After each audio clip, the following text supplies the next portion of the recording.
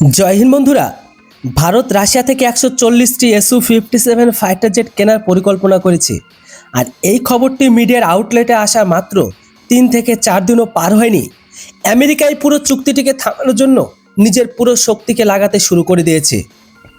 বিষয়টি শুধুমাত্র থামানোর মধ্যে সীমাবদ্ধ থাকেনি, বরং নিজেদের F-35 যুদ্ধবিমানের একটি শক্তিশালী বিকল্প এখন ভারতের সামনে রাখা হয়েছে। দেখুন, আপনারা নিজেরাই স্ক্রিনে দেখতে পাচ্ছেন যে মার্কিন নিউজ এজেন্সি থেকে আসা সাম্প্রতিক রিপোর্টগুলোতে পরিষ্কারভাবে বলা হয়েছে যে হোয়াইট হাউস এই খবর পেয়েছে যে ভারত রাশিয়ার সাথে Su-57 জেট কেনার বিষয়ে গুরুতর আলোচনা করছে।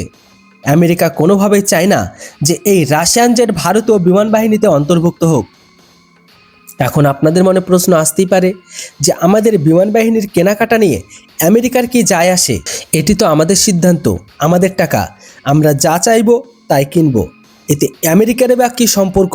তো দেখুন বন্ধুরা, এই ডিলের পেছনে আমেরিকার দুটি বড় উদ্বেগ রয়েছে, যা বিস্তারিতভাবে বোঝা আপনাদের খুবই জরুরি।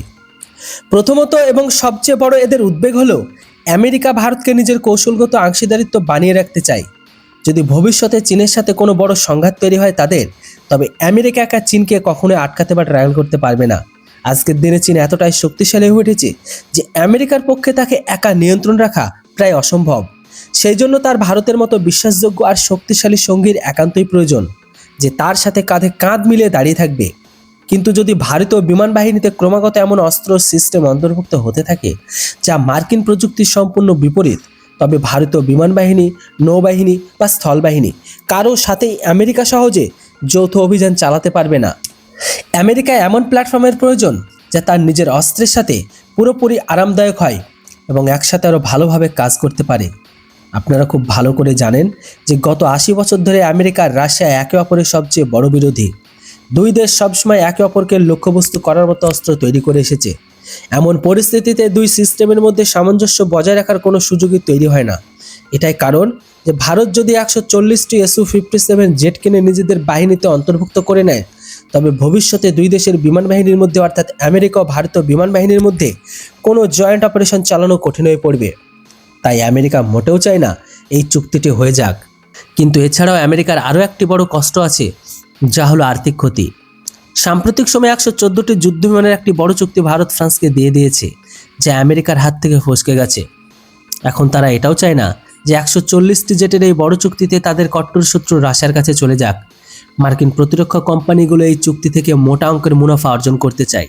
তাই আমেরিকা কেবল রাশিয়ার উপর থাকা নিষেধাজ্ঞার দোহাই দিয়ে এই ডিল আটকানোর চেষ্টা করছে না, বরং এটাও চায় যে ভারত এটি বাতিল করে সরাসরি তাদের F-35 জেটকে যেন কিনে নেয়। খবর তো এটাও বলা হচ্ছে যে মার্কিন সরকার, বিশেষ করে ডোনাল্ড ট্রাম্প আর তার ঘনিষ্ঠ টিম, F-35 একটি অত্যন্ত আকর্ষণীয় কাউন্টার অফার তৈরি করেছে। যদি তারা Su-57 ডিল আটকাতে সফল হয়, তবে ভারতের সামনে F-35 প্রস্তাব রাখবে এবং সেটির দাম এমন রাখবে যাতে ভারতের কাছে রাশিয়ার অফারের তুলনায় খুব একটা তফাৎ মনে না হয়। দামের পার্থক্য যেন মাত্র 19 কোটি সামান্য হয়, যাতে ভারত সহজেই F-35 বেছে নিতে পারে। একটি এখানে মজার বিষয় হলো কি, দেখুন, যা কিছু হওয়ার তা আগামী 1.5 থেকে 2 মাসের মধ্যেই ঠিক তো হয়েই যাবে।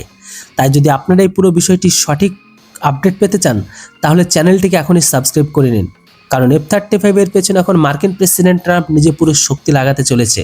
তবে দেখার বাকি ভারত কোন দিকে যায়।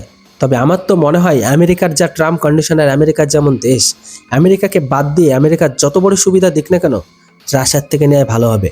আপনাদের কি মতামত সেটা অবশ্যই কমেন্ট বক্সে লিখে জানান। আর হ্যাঁ, ভিডিও আর ইনফরমেশন ভালো লাগলে চ্যানেলটিকে কেউ সাবস্ক্রাইব করতে বলবেন না। Thanks for watching. জয় হিন্দ, বন্দে মাতরম।